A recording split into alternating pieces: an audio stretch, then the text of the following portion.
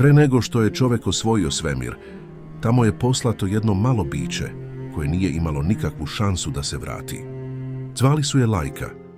Bila je lutalica sa moskovskih ulica, a Sovjeti su verovali da su upravo takvi psi najotporniji za ono što dolazi. Nisu je birali zato što je posebna. Birali su je zato što je mala, mirna i dovoljno tiha da stane u kapsulu koja više liči na metalni kovčeg nego na letelicu. Dani treninga nisu ličili na pripremu heroja. Više su ličili na navikavanje živog bića na nešto što nijedno živo biće nije trebalo da doživi. Kapsula je bila tesna, hladna i nehumana, a Lajka je u nju gurana kao deo eksperimenta, ne kao heroj. Iza svega nije stajala nežnost, već trka. Sovjetski savez je hteo da bude prvi, po svaku cenu. Lajka nije birana zato što treba da se vrati. Birana je zato što su verovali da može da izdrži dovoljno dugo da svet vidi ono što niko pre nje nije video. Preleta njeno telo je mereno, beleženo i posmatrano kao da nije reč o živom biću, već o još jednom podatku u velikom sovjetskom eksperimentu. Prostor u koji su je zatvorili bio je toliko skučen da nije mogla ni da se okrene kako treba. Od tog trenutka njen svet postaje metalna komora. 3. novembra 1957. svet je gledao raketu. Ali unutra nije sedeo heroj, sedela je Lajka. Motori se pale, tlo podrhtava. I za nekoliko sekundi Lajka postaje prvo živo biće koje napušta zemlju bez ikakve nade da će se vratiti. U prvim minutima leta senzori beleže nagli skok pulsa i disanja. Lajka ne zna šta se dešava, zna samo da je svet koji je poznavala nestao. A onda dolazi trenutak koji menja istoriju.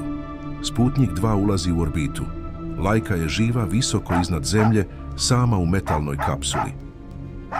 Na zemlji stižu prvi podaci. Let je uspeo, ali iza tog trijumfa već se krije nešto mnogo mračnije. Sistem za hlađenje počinje da otkazuje. Temperatura raste, a kapsula se pretvara u zatvoreni metalni kavez iz kog nema izlaza. I onda dolazi najteža istina. Povratak nikada nije ni bio planiran. Lajka je od početka poslata na misiju iz koje niko nije nameravao da je vrati. Godinama je javnosti govoreno da je živjela danima u orbiti. Istina je bila mnogo surovija i mnogo kraća. Kasnije će se saznati da je Lajka uginula svega nekoliko sati nakon lansiranja, od pregrevanja i stresa. Mnogo pre nego što je svet saznao istinu. Dok je svet slavio pobedu Sovjetskog saveza, prava sudbina Lajke ostala je zakopana ispod propagande, tiho i daleko od javnosti. Ljudima je rečeno da je misija uspjela. Retko ko je tada znao da je iza tog trijumfa ostala priča koja više liči na žrtvu nego na pobedu. Tek mnogo kasnije, iza zatvorenih vrata i u prašnjavim arhivama, počela je da izlazi prava cena tog istorijskog uspeha. Istina nije izašla odmah. Godinama je svet dobijao pažljivo upakovanu verziju priče, onu u kojoj je trijumf bio veći od istine. Zvanična verzija govorila je o uspehu, o istorijskom koraku i o mirnom letu. Ono najvažnije, kako je Lajka zaista završila, ostalo je daleko od javnosti. Tek kasnije, kada su arhive počele da popuštaju, postalo je jasno koliko je priča koju je svet slušao bila daleko od stvarnosti. Za neke u sovjetskom programu Lajka nije bila samo simbol pobede. Bila je i tiha mrlja na savesti koju propaganda nije mogla zauvek da sakrije. Vremenom Lajka je prestala da bude samo deo sovjetske priče. Postala je simbol cene koju je čovjek bio spreman da plati da bi osvojio svemir. Za jedne je bila heroj, za druge dokaz da granica između napretka i okrutnosti može nestati onog trenutka kada cilj postane važniji od života. Ali Lajkina misija nije nestala sa njom. Podaci prikupljeni tokom leta postali su deo temelja za sve što je usledilo posle. Iza kasnijih uspeha stajale su i lekcije naučene na njenom letu.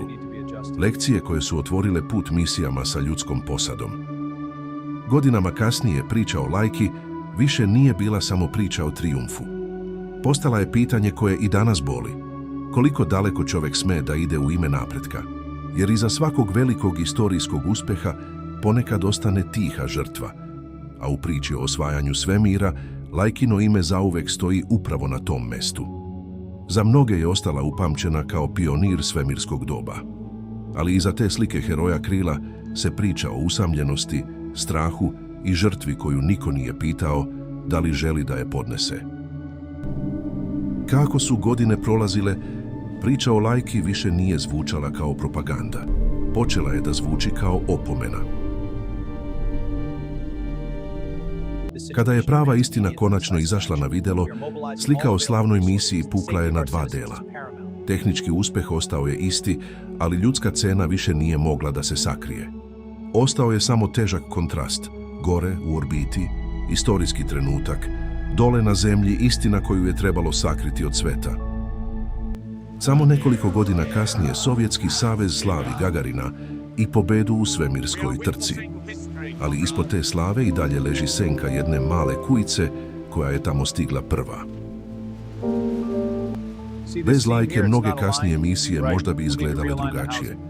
Ali baš zato njena priča ostaje toliko teška, jer napredak je ovdje plaćen životom koji nije mogao da bira. Zato Laika danas nije samo ime iz starih udžbenika.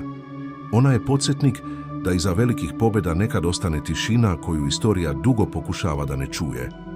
I možda je baš zato njena priča opstala duže od mnogih slavnih govora. Jer nije ostala upamćena samo kao pionir, već i kao pitanje na koje čovečanstvo još nema dobar odgovor. Danas, kada znamo kako je sve završilo, najjezivije više nije lansiranje. Najjezivija je tišina koja je ostala posle njega. Sovjetski savez je dobio istorijski trijumf, ali iza tog trijumfa ostala je priča koja i danas deli ljude. Da li je to bio hrabar korak napred ili granica koju nismo smeli da pređemo?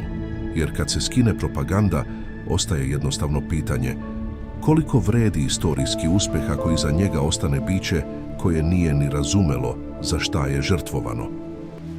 Laika nije promenila samo istoriju svemira. Promenila je i način na koji gledamo cenu napretka, jer od tog trenutka više nije bilo moguće odvojiti veliki uspjeh od velike žrtve.